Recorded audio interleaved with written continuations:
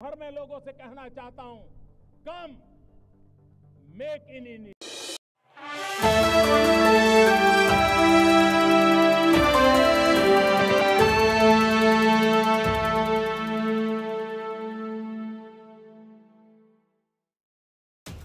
Israel के Lebanon में हवाई हमले और उसमें 550 से ज्यादा लोगों की मौत के बाद पश्चिम एशिया में तनाव चरम पर है और संघर्ष के बढ़ने का खतरा बना हुआ है। अब इजराइल की नई योजना से ये संघर्ष पूर्ण युद्ध में तब्दील हो सकता है। दरअसल इजराइल लेबनान में जमीनी हमले करने की तैयारी कर रहा है और इसके लिए वे अपनी सेना को लेबनान में दाखिल करने की योजना भी बना रहा है।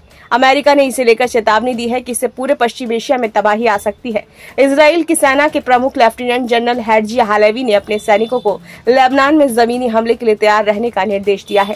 पहले इजराइल की लेबनान में जमीनी हमले की योजना नहीं थी, लेकिन अब जैसे हालात बन गए हैं और हिजबुल्लाह ने इजराइल को धमकी दी है, उसके बाद जमीनी हमले की आशंका बढ़ गई है।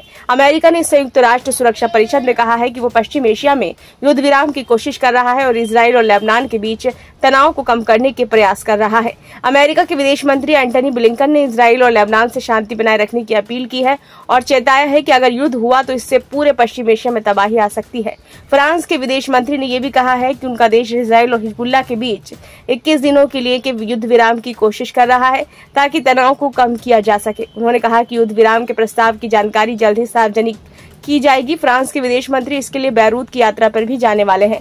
गौरतलब है कि इजराइल के संयुक्त राष्ट्र में राजदूत डैनी डनन ने भी कहा है कि उनका देश संघर्ष को रोकने के लिए तैयार है।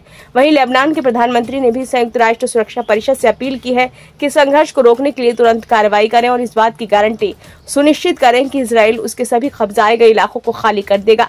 अमेरिकी राष्ट्रपति जो बाइडेन ने अपने एक बयान में कहा है कि इजराइल लेबनान में पूर्ण युद्ध छिड़ने की स्थिति में पूरे पश्चिम एशिया में तबाही आने का खतरा है। उन्होंने कहा कि अगर इजराइल और लेबनान के बीच युद्ध विराम होता है तो इससे वेस्ट बैंक और गाजा में भी युद्ध विराम के आसार बनेंगे। अमेरिका और फ्रांस के साथ ही कई उनके सहयोगी देश भी इजराइल और लेबनान के बीच शांति स्थापित करने की वकालत कर रहे हैं।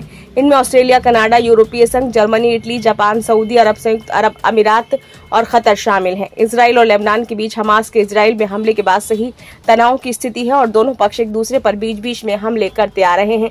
बीते मंगलवार को इजराइल ने लेबनान में कई ठिकानों पर हवाई हमले किए, जिनमें बड़ी संख्या में लोगों की मौत के बाद तनाव चरम पर है। ब्यूरो रिपोर्ट, नई दिल्ली।